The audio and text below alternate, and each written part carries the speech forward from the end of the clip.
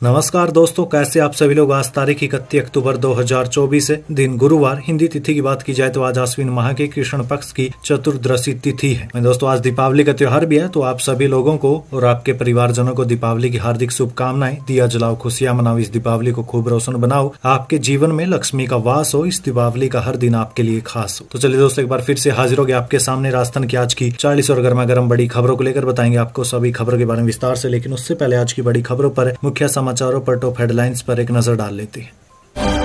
राजस्थान में 1 नवंबर को रहेगा सार्वजनिक अवकाश। राजस्थान सरकार ने दीपावली को लेकर जारी किया आदेश, लगातार 4 दिन की छुट्टी हुई। इसी के साथ ही राजस्थान के सरकारी कर्मचारियों को भजनलाल सरकार का दीपावली गिफ्ट, डीए के बाद अब एचआरए बढ़ाया। दोस्तों दिल्ली में पीएम मोदी से मिले सीएम भजनलाल शर्मा, करीब 1 घंटे तक हुई वार्ता। इसी के साथ ही उपचुनाव से पहले डूंगरपुर के पूर्व विधायक देवेंद्र कटारा बीजेपी में शामिल, मदन राठौड़ ने किया स्वागत। वहीं दोस्तों उपचुनाव में दिखेगा वसुंधरा और पायलट का जलवा, बीजेपी कांग्रेस के दिग्गज भी जमाएंगे रंग। इसी के साथ ही भजनलाल शर्मा या फिर सचिन पायलट, उपचुनाव रिजल्ट से चलेगा पता किसमें है कितना दम। वहीं दोस्तों भारत और चीन बॉर्डर पर सैनिकों के हटने की प्रोसेस पूरी, दीपावली पर एक दूसरे को मिठाई खिलाएंगे, पेट्रोलिंग पर जल्द ग्राउंड कमांडर्स की बातचीत। वहीं दोस्तों जयपुर में आज से लेकर 2 नवंबर तक बदली गई ट्रैफिक व्यवस्था। बताएंगे दोस्तों आपको नई रूट के बारे में, बने रहिए दोस्तों। बताएंगे आपको प्रदेश की 40 बड़ी खबरों के बारे में विस्तार से, लेकिन उससे पहले अगर अभी तक आपने चैनल को सब्सक्राइब नहीं किया तो सबसे पहले चैनल को सब्सक्राइब कर दे, वीडियो को लाइक कर दे और अपने कमेंट जरूर कर दीजिए।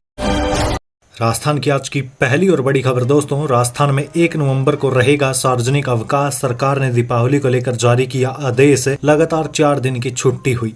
देखिए राज्य में 1 नवंबर को सार्वजनिक अवकाश रहेगा। कर्मचारियों की मांग पर राज्य सरकार ने इसकी घोषणा कर दी है। विभिन्न कर्मचारी संगठन लगातार 1 नवंबर को छुट्टी घोषित करने की मांग कर रहे थे। इसे लेकर कर्मचारी संगठनों ने 24 अक्टूबर को मुख्य सचिव सुधांशु पंत को ज्ञापन भी सौंपा था। 31 अक्टूबर यानी आज दीपावली है, 2 अक्टूबर को गोवर्धन और 3 को भैया दूज के चलते सार्वजनिक अवकाश है। इनके बीच में 1 नवंबर को वर्किंग डे था। ऐसे में कर्मचारियों की मांग थी कि 1 नवंबर को सैंडविच डे यानी 2 छुट्टियों के बीच का कार्य दिवस है, इस मौके पर भी अवकाश घोषित किया जाए। सरकार ने उनकी मांग मानते हुए छुट्टी के आदेश जारी कर दिए हैं। राजस्थान में उपचुनाव के बीच गाय को राज्य माता का दर्जा, 5वीं के कोर्स में भी होगा गौ माता का चैप्टर, मंत्री ने लिखा लेटर, शुरू हुई कार्रवाई। देखिए दोस्तों राजस्थान सरकार 7 विधानसभा सीटों के उपचुनाव के बीच गाय को गोमाता का दर्जा दे सकती है। सितंबर में महाराष्ट्र ने गाय को गोमाता का दर्जा दिया था। अब महाराष्ट्र के अधिकारियों से कानून की जानकारी ली जा रही है। गौवंश की संख्या के लिहाज से राजस्थान का 6वां स्थान है और गौ तस्करी को लेकर भी बदनाम है और इससे कई बार कानूनी व्यवस्था तक को चुनौती खड़ी हो चुकी है। ऐसा हुआ तो महाराष्ट्र के बाद राजस्थान दूसरा राज्य हो जाएगा। ग्रामीण विकास और पंचायती राज राज्य मंत्री ओटाराम देवासी ने 16 अक्टूबर को मुख्यमंत्री को गाय को राज्य माता का दर्जा देने के लिए लेटर लिखा था। इसके बाद 24 अक्टूबर को सीएम ने देवासी के पत्र को पशुपालन और गोपालन विभाग के सचिव को आवश्यक कार्रवाई के लिए भिजवा दिया। इसकी जानकारी सीएम ने पत्र के जरिए ही देवासी को दी है। राजस्थान के सरकारी कर्मचारियों को भजनलाल सरकार का दीपावली गिफ्ट है, डीए के बाद अब एचआरए बढ़ाया। देखिए दोस्तों प्रदेश की भजनलाल सरकार ने छोटी दीपावली वाले दिन यानी बीते दिन राज्य के सरकारी कर्मचारियों को बड़ा तोहफा दिया। राजस्थान सरकार ने हाउस रेंट अलाउंस एचआरए बढ़ाने का ऐलान किया। राजस्थान वित्त विभाग के बजट सचिव देवाशीष परुस्ती ने इस संबंध में आदेश भी जारी कर दिए, जिसमें कैटेगरी के हिसाब से एचआरए बढ़ाने की बात लिखी हुई है। राजस्थान के वित्त विभाग के आदेश के अनुसार वाई कैटेगरी के शहरों के लिए 20% और जेड कैटेगरी के शहरों के लिए 10% एचआरए बढ़ाया गया। ये आदेश 1 नवंबर 2024 से लागू होंगे। दिल्ली में पीएम मोदी से मिले सीएम भजनलाल शर्मा, करीब 1 घंटे तक हुई बातचीत। देखिए दोस्तों बीते दिन यानी छोटी दीपावली वाले दिन राजस्थान के मुख्यमंत्री भजनलाल शर्मा ने दिल्ली जाकर पीएम नरेंद्र मोदी से करीब 1 घंटे तक मुलाकात की। दौरान आगामी राजस्थान विधानसभा उपचुनाव, राइजिंग राजस्थान इन्वेस्टमेंट समिट समेत अन्य कई मुद्दों पर बातचीत हुई। इस अवसर पर सीएम ने पीएम मोदी को दीपोत्सव की हार्दिक शुभकामनाएं भी दी। वहीं पीएम हाउस में हुई मुलाकात की तस्वीरें शेयर करते हुए सीएम भजनलाल शर्मा ने कहा कि दीपावली के खास मौके पर नई दिल्ली में देशवासियों के जीवन को खुशियों से भरने वाले विश्व के सबसे लोकप्रिय नेता प्रधानमंत्री नरेंद्र मोदी से शिष्टाचार भेंट की और उन्हें दीपोत्सव की हार्दिक शुभकामनाएं दी। इस अवसर पर उनका बहुमूल्य मार्गदर्शन और स्नेहिल आशीर्वाद प्राप्त किया। धनतेरस पर श्री सांवलिया सेठ मंदिर को भेंट में मिला 460 किलो वजनी चांदी का रथ, सामने आई तस्वीरें। देखिए श्री सांवलिया सेठ के भक्त आए दिन चढ़ावे में कई तरीके की भेंट चढ़ाते हैं। पिछले दिनों भी एक भक्त ने चांदी से निर्मित हेलीकॉप्टर चढ़ाया था। धनतेरस के अवसर पर 2 गुप्त श्रद्धालुओं ने लकड़ी और चांदी से बना छोटा रथ और पालकी भेंट की है। जी मंदिर मंडल के प्रशासनिक अधिकारी नंद किशोर टेलर ने बताया कि श्री सांवलिया सेठ के एक भक्त ने लकड़ी और चांदी से बना छोटा रथ और दूसरे भक्त ने लकड़ी और चांदी से बनी बेवाण पालकी भेंट की है। ये दोनों भक्तों ने गुजरात से श्री सांवलिया सेठ पहुंचकर रथ और पालकी भेंट की। लकड़ी और चांदी से निर्मित छोटा रथ का वजन 460 किलोग्राम है। इस लकड़ी के रथ में 8 किलो चांदी का उपयोग किया गया। रथ में सांगवान की लकड़ी उपयोग में ली गई। दूसरे भक्त के द्वारा भेंट की गई बेवाण पालकी का वजन 80 किलो है। गो तस्कर के आरोपी को जमानत मिलने के बाद जागी सरकार, 4 को रिव्यू पिटीशन दायर करेगी। देखिए, सुप्रीम कोर्ट से गो तस्कर के आरोपी को जमानत मिलने के बाद अब राज्य सरकार 4 नवंबर को रिव्यू पिटीशन दायर करेगी। राजस्थान सरकार को नोटिस मिलने के बाद किसी वकील को निर्देश नहीं मिले थे कि मामले में पैरवी कौन करेगा। सुप्रीम कोर्ट ने आरोपी नजीम खान को जमानत भी दे दी। उन्होंने कहा कि राज्य सरकार को 8 अक्टूबर को नोटिस मिल गया था, लेकिन न तो किसी का वकालतनामा है और न ही राज्य सरकार की ओर से पैरवी के लिए कोई वकील पेश हुआ। ऐसे में ये पता नहीं है कि प्रार्थी के खिलाफ पहले के 7 मामलों में मौजूदा स्थिति क्या है। जस्टिस सूर्यकांत और उज्जवल भुइया की खंडपीठ ने माना कि आरोपी यूपी का निवासी, उसके राजस्थान में चल रहे केस में अनुपस्थित रहने की संभावना है। प्रार्थी को अनिश्चित काल के लिए हिरासत में रखने का कोई औचित्य नहीं है। ऐसे में उसे सशर्त जमानत पर रिहा करना उचित है। कोर्ट ने आरोपी पर शर्त लगाई कि वो भविष्य में ट्रायल कोर्ट के सामने उपस्थित होगा। अब राज्य सरकार जमानत को रद्द करवाने के लिए 4 नवंबर को रिव्यू पिटीशन दायर करेगी। मैं बैंसला की तरह हूं, मेरा भाई सचिन पायलट की तरह सौम्य है, गुजरों से बोले किरोड़ी लाल मीणा। देखिए, उपचुनाव के लिए अपने भाई जगमोहन मीणा के लिए प्रचार कर रहे भाजपा नेता और कृषि मंत्री किरोड़ी लाल मीणा ने दौसा में एक सभा को संबोधित करते हुए कहा कि उनके भाई सचिन पायलट की तरह सौम्य और सरल है। उन्होंने खुद को बैंसला बताया। ये बात उन्होंने मिलन समारोह में कही। दोस्तों, जिन लोगों को नहीं पता कि बैंसला साहब कौन थे, तो कर्नल किरोड़ी सिंह बैंसला राजस्थान में गुज्जर आरक्षण आंदोलन का चेहरा रहे हैं। उन्हीं के नेतृत्व में साल 2007 में गुज्जर आरक्षण आंदोलन हुआ था। उपचुनाव से पहले डूंगरपुर के पूर्व विधायक देवेंद्र कटारा बीजेपी में शामिल, मदन राठौड़ ने किया स्वागत। देखिए दोस्तों, विधानसभा उपचुनाव के बीच डूंगरपुर के पूर्व विधायक देवेंद्र कटारा बीजेपी में शामिल हो गए हैं। राजस्थान बीजेपी प्रदेश अध्यक्ष मदन राठौड़ ने देवेंद्र कटारा को भाजपा का दुपट्टा पहनाकर भाजपा में शामिल करवाया। देवेंद्र कटारा के बीजेपी में शामिल होने पर मदन राठौड़ ने कहा कि भाजपा परिवार की पूंजी इसके कार्यकर्ता है। कहीं कोई कार्यकर्ता अगर किसी कारणवश भाजपा परिवार से अलग हो गया तो उन सबको परिवार में शामिल कर भाजपा को सुदृढ़ करने का कार्य किया जा रहा है। मदन राठौड़ ने आगे कहा कि पूर्व विधायक देवेंद्र कटारा अच्छे वक्ता और भाजपा परिवार की विचारधारा के आधार पर कार्य करने वाले जननेता है। वहीं बीजेपी प्रदेश अध्यक्ष ने कहा कि 84 प्रवास के दौरान देवेंद्र कटारा से मिलकर दोबारा परिवार में शामिल होकर भाजपा को मजबूत करने का आग्रह किया गया, तो उन्होंने सहर्ष स्वीकार किया और विश्वास दिलाया कि क्षेत्र में भाजपा को मजबूत करने के लिए एकजुट होकर कार्य करेंगे। अशोक गहलोत का दावा, राजस्थान और महाराष्ट्र जीतेंगे, कहा एकजुट होकर उतरी है कांग्रेस। देखिए, राजस्थान में विधानसभा उपचुनाव का माहौल है और कांग्रेस के दिग्गज नेता पूर्व मुख्यमंत्री अशोक गहलोत को बड़ी जिम्मेदारी मिली है। अशोक गहलोत को जहां महाराष्ट्र विधानसभा चुनाव में अहम जिम्मेदारी सौंपी गई है, दूसरी ओर उनकी निगाहें राजस्थान की 7 विधानसभा सीटों के उपचुनाव पर भी टिकी हुई है। राजस्थान की सियासत में बीजेपी अशोक गहलोत और सचिन पायलट के रिश्तों को लेकर भी लगातार निशाने साध रही है, जबकि दोनों ही नेताओं को महाराष्ट्र में जिम्मेदारी दी गई, लेकिन बीजेपी सियासत में गहलोत और पायलट ही राजस्थान में नजर आ रहे हैं। वहीं अशोक गहलोत का दावा है कि कांग्रेस पार्टी महाराष्ट्र और राजस्थान दोनों ही जगह अपनी जीत दर्ज करेगी, क्योंकि कांग्रेस चुनावी मैदान में एकजुट होकर उतरी है। उपचुनाव में दिखेगा वसुंधरा और पायलट का जलवा, बीजेपी और कांग्रेस के ये दिग्गज नेता भी जमाएंगे रंग।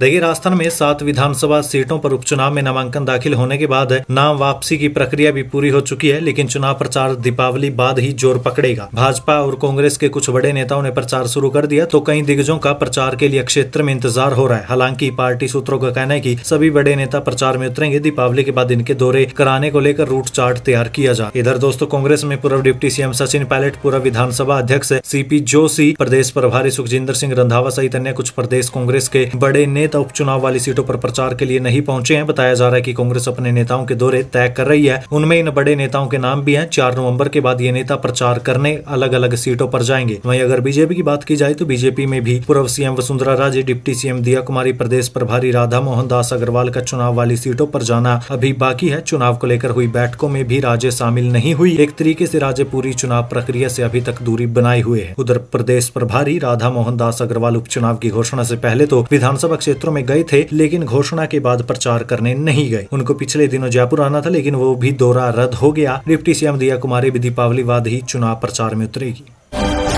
50,000 पन्नों के दस्तावेज के साथ कोर्ट पहुंची एसओजी। रायका के बेटा और बेटी को लगेगा बड़ा झटका। देखिए, स्पेशल ऑपरेशन ग्रुप यानी एसओजी ने एसआई भर्ती परीक्षा 2021 पेपर लीक मामले में तीसरी चार्जशीट कोर्ट में पेश कर दी। एसओजी सूत्रों के मुताबिक एडीजी वीके सिंह के निर्देश पर अनुसंधान अधिकारी महावीर सिंह ने राजस्थान लोक सेवा आयोग के पूर्व सदस्य रामूराम राय का निलंबित सदस्य बाबूलाल कटारा सहित 20 लोगों के खिलाफ चार्जशीट पेश की। चार्जशीट में आरोपी रायका के बेटा और बेटी भी शामिल है। रायका के बेटे ने बहन के लिए परीक्षा से पहले पेपर की व्यवस्था की थी। आरोपियों में डमी अभ्यर्थी भी शामिल है। एसओजी आरोपी रायका, बाबूलाल कटारा सहित सभी 20 आरोपियों को गिरफ्तार किया जा चुका है। एसओजी की टीम करीब 50,000 पन्नों के दस्तावेज के साथ कोर्ट में पहुंची थी।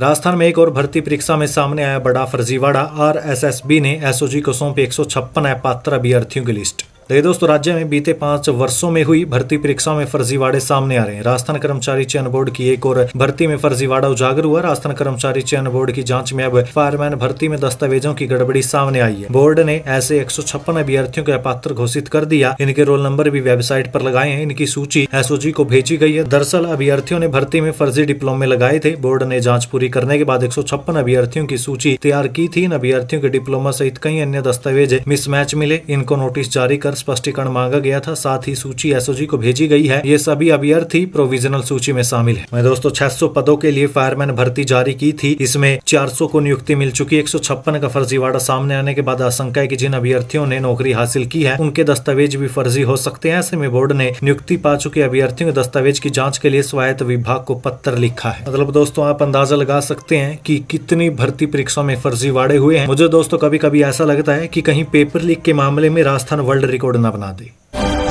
चलिए दोस्तों, अगली खबर। ये खबर जरा ध्यान से सुनिएगा। खासकर हमारे जो नौजवान भाई हैं वो जरूर इसे ध्यान से सुनिएगा। जिंदगियां तबाह कर सकती एक छोटी सी लापरवाही। त्योहार खुशी मनाने और बांटने के अवसर होते हैं, लेकिन लापरवाही जनित हादसे कई बार ऐसे मौकों पर दुखों का पहाड़ भी खड़ा कर देते हैं। तो चलिए दोस्तों, आपको इन बातों का मतलब भी समझा देता हूँ। देखिए दोस्तों, आज दीपावली का त्योहार है। आपको इसकी बहुत शुभकामनाएं। आतिशबाजी चाहे चलानी हो या फिर देखनी हो, वाकई रोमांच का अनुभव देने वाली होती है, लेकिन कब ये जानलेवा बन जाए कुछ कहा नहीं जा सकता। केरल के कासरगोड जिले के वीरकरवू मंदिर में मनाए जा रहे उत्सव के दौरान स्टोर में रखे पटाखों में हुए विस्फोट की घटना इस तरीके की सामग्री को लेकर बरती जाने वाली लापरवाही का एक बड़ा उदाहरण है। चिंता इस बात की है कि आतिशबाजी और रोशनी की चकाचौंध में किसी भी आयोजन से जुड़ी सामान्य सावधानियों की अनदेखी होने लग गई। दोस्तों, आज दीपावली का त्योहार भी और आप सभी लोग पटाखे जरूर चलाएंगे। तो दोस्तों, मैं आपको पटाखे चलाने के लिए बिल्कुल मना नहीं करूंगा। जरूर पटाखे बजाइए, लेकिन सावधानी जरूर बरतिए और सतर्क रहना चाहिए। हादसा होने पर ही जागना समझदारी नहीं होती, हादसे से पहले समझदारी बरतनी चाहिए। इसलिए दोस्तों, त्योहार खुशी मनाने और बांटने के अवसर होते हैं, लेकिन लापरवाही जनित हादसे कई बार ऐसे मौकों पर दुखों का पहाड़ भी खड़ा कर देते हैं। अब आपको इस लाइन का मतलब समझ आ गया हो। तो दोस्तों, इसलिए दीपावली का त्योहार है, जरूर पटाखे बजाइए, खुशियां मनाइए, मिठाइयां बांटिए, लेकिन थोड़ा विवेक से भी काम लीजिएगा। पटाखों को जलाते हुए हालात कभी भी बदल सकते हैं। मैं दोस्तों, दीपावली के दिन आपको खासी सतर्कता बरतनी होती है, खासकर कि बच्चों को ध्यान रहे कहीं आतिशबाजी का रोमांच अपने और दूसरों की जान खतरे में न डाल दे। भजनलाल शर्मा या फिर सचिन पायलट, उपचुनाव रिजल्ट से चलेगा पता किसमें है कितना दम। देखिए, राजस्थान विधानसभा की 7 सीटों पर होने जा रहे उपचुनाव में मुख्यमंत्री भजनलाल शर्मा की प्रतिष्ठा दांव पर लगी है। सीएम का हार जीत से सियासी वजूद तय होगा। प्रदेश में बीजेपी की सरकार बनने के बाद पहली बार 7 सीटों पर उपचुनाव हो रहे हैं। ऐसे में उपचुनाव के रिजल्ट से भजनलाल सरकार के कामकाज का आंकलन भी होगा, बल्कि ये भी पता चल जाएगा कि सीएम भजनलाल शर्मा में आखिर कितना दम है। दोस्तों, इधर राजस्थान विधानसभा चुनाव की 7 सीटों में से सबसे हॉट सीट दौसा और देवली उनियारा है। दोनों सीटों पर सचिन पायलट की प्रतिष्ठा दांव पर लगी हुई है। दौसा पायलट की कर्म भूमि भी है, पायलट फैमिली का गढ़ भी माना जाता है। ऐसे में दौसा उपचुनाव में कांग्रेस जीत जाती है तो सचिन पायलट का सियासी कद बढ़ेगा। कांग्रेस आलाकमान ने दौसा में पायलट के कहने पर ही दीनदयाल भैरवा को टिकट दिया है। केजरीवाल बोले, सीएजी को आयुष्मान में गड़बड़ी मिली है। हमारी सरकार में करोड़ों का फ्री इलाज। दिल्ली में आयुष्मान लागू न होने पर भाजपा हाईकोर्ट पहुंची।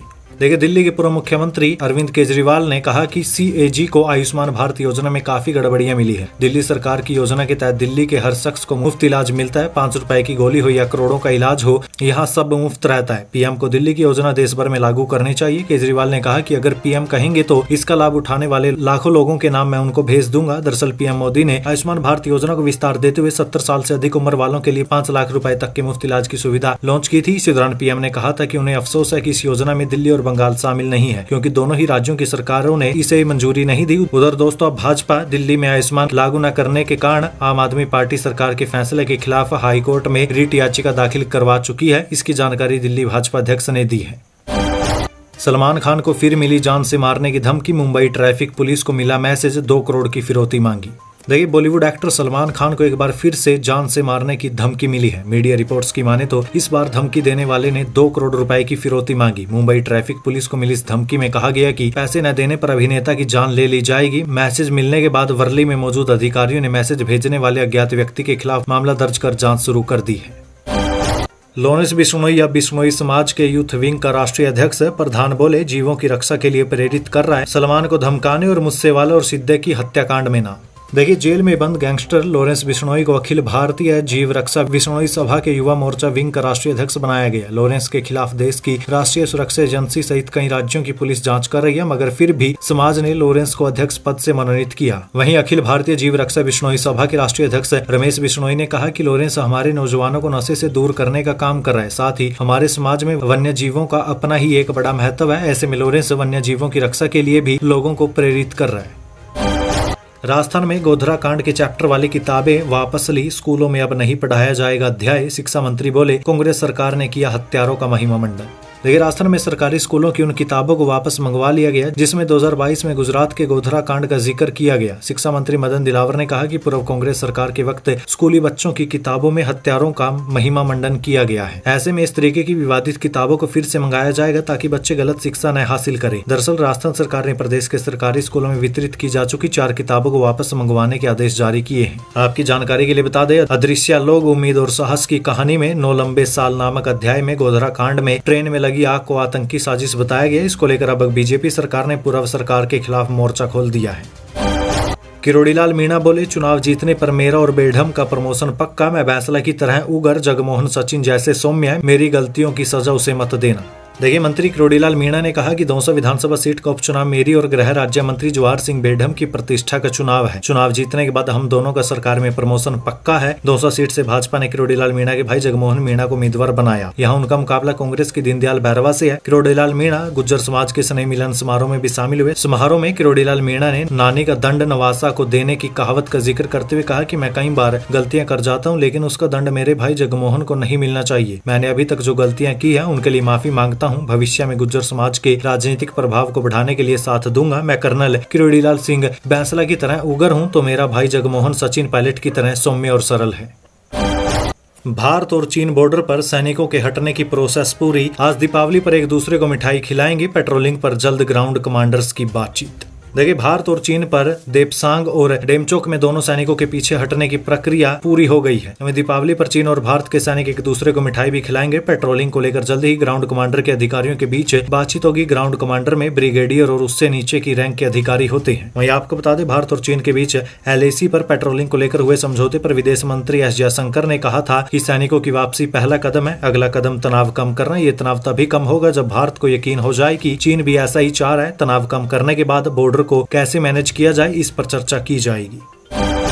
वायुसेना जवानों के बीच पहुंचे केंद्रीय कानून मंत्री। दीपावली पर भी देश की रक्षा के लिए सीमा पर तैनात जवानों का बढ़ाया हौसला। देखिए, केंद्रीय विधि और कानून मंत्री अर्जुन राम मेघवाल ने बीकानेर के नाल स्थित एयरफोर्स स्टेशन में जवानों के साथ दीपावली का त्योहार मनाया। इस दौरान मेघवाल ने जवानों से बातचीत की और सभी को मिठाई खिलाकर दीपावली की बधाई दी। दिल्ली से बीकानेर लौटने के बाद मेघवाल को नाल एयरफोर्स के आला अधिकारी अपने साथ कैंट एरिया में ले गए, जहाँ उन्होंने जवानों से मुलाकात की। सीमा पर तैनात जवानों के साथ मेघवाल करीब 1 घंटे तक रहे, उनसे घर परिवार के बारे में बातचीत की और दीपावली की शुभकामनाएं भी दी। वहीं उन्होंने कहा कि PM नरेंद्र मोदी का संदेश है कि जनप्रतिनिधि भी जवानों के साथ दीपावली की खुशियां बांटे। जवानों के अदम्य साहस और देश के समर्पण की भावना स्तुत्य है। प्रत्येक व्यक्ति को इनके प्रति कृतज्ञ होना चाहिए। उन्होंने शुभकामनाएं दी कि देश के अलग अलग क्षेत्रों से आकर यहां सेवा देने वाले जवानों के लिए ये दीपावली यादगार रही। उन्होंने जवानों का परिचय लेते हुए उन्हें दीपावली की शुभकामनाएं दी, उनका मुंह भी मीठा करवाया। JLN हॉस्पिटल में अब होगी कैंसर सर्जरी। 76 करोड़ की लागत से नए निर्माण कार्य होंगे, मरीजों को मिलेगी राहत। देखिए, कैंसर सर्जरी के लिए अब मरीजों को जयपुर नहीं जाना पड़ेगा। अजमेर संभाग के सबसे बड़े JLN हॉस्पिटल में ही कैंसर पीड़ित मरीजों की सर्जरी होगी। हॉस्पिटल प्रशासन ने डॉक्टर की नियुक्ति की है। साथ ही हॉस्पिटल में 76 करोड़ की लागत से इंस्टीट्यूट ऑफ पीडियाट्रिक्स और नियोनेटोलॉजी सहित क्रिटिकल केयर ब्लॉक का निर्माण किया जाएगा। इसकी जानकारी विधानसभा अध्यक्ष वासुदेव देवनानी और JLN मेडिकल कॉलेज के प्रिंसिपल डॉक्टर अनिल सामरिया ने दी। राजस्थान में होने वाली सर्दी की आहट माउंट आबू में पारा 15 डिग्री सेल्सियस से नीचे पहुंचा। देखिए, दीपावली के आने के साथ ही राजस्थान में अब सर्दी अपना रंग दिखाना शुरू कर चुकी है। प्रदेश के कई जिलों में पारा अब गिर रहा है। खासतौर पर सुबह और शाम के समय ठिठुरन बढ़ रही है। भीलवाड़ा में पारा 20 डिग्री सेल्सियस से नीचे चला गया। वहीं अजमेर में पारा 20 के आसपास है। वहीं माउंट आबू में पारा 15 डिग्री सेल्सियस से नीचे चला गया। दोस्तों, अब आने वाले समय में ठंडी हवाएं चलने की संभावना है, जिसकी वजह से मौसम में ठिठुरन बढ़ेगी। दीपावली से पहले राजस्थान में ट्रेन को बेपटरी करने की साजिश 2 महीने में 5वीं बार सामने आया ऐसा मामला। देखिए, राजस्थान में दीपावली से पहले ट्रेन को बेपटरी करने की साजिश का मामला सामने आया। कोटा से रुठियाई सेक्शन के अंतर रेलवे स्टेशन के समीप पटरी पर अज्ञात लोगों ने पत्थर रख दिए। रात करीब 10:21 पर ट्रैक से गुजर रही इंदौर से कोटा इंटरसिटी के ड्राइवर को पत्थर दिखाई देने पर उसने सूझबूझ से काम लिया। इससे गंभीर हादसा होने से टल गया। बता दें कि राजस्थान में करीब 2 महीने के अंदर ट्रेन पलटाने की साजिश का ये 5वां मामला सामने आया है। भूखे प्यासे जानवर शहरों की आबादी को बना रहे हैं निशाना। उदयपुर धौलपुर के बाद अब नागौर में तेंदुए की दस्तक। देखिए, भूखे प्यासे जंगल के जानवर अब शहरों की तरफ रुख करने लगे। उदयपुर में तो एक पैंथर 10 लोगों को कच्चा चबा गया। बाद में उसको देखते ही गोली मारने के आदेश हुए। इसके बाद धौलपुर में भी पैंथर ने दस्तक दी। अब नागौर में तेंदुआ नजर आया। नागौर जिले के खींवसर क्षेत्र में एक तेंदुए की मौजूदगी ने इलाके में सनसनी फैला दिया। रात के अंधेरे में घूमते इस तेंदुए की झलक सीसीटीवी कैमरे में कैद हुई, जिसके बाद वन विभाग ने तुरंत हरकत में आते ही सर्च ऑपरेशन शुरू कर दिया है। उदयपुर से चलने वाली 2 ट्रेनें रहेगी रद्द। सफर पर जाने से पहले दोस्तों जान ले ये खबर। देखिए, रेलवे की ओर से बोबास से आसलपुर, जोबनेर से हिरनौदा रेलखंड के मध्य ऑटोमेटिक ब्लॉक सिग्नलिंग कार्य के कारण नॉन इंटरलॉकिंग काम किया जा रहा है। इसके चलते उदयपुर से जयपुर चलने वाली 2 ट्रेनें आंशिक रद्द रहेगी। जयपुर में आज से 3-4 दिन के लिए बदली जाएगी ट्रैफिक की व्यवस्था। जाने दोस्तों नया रूट।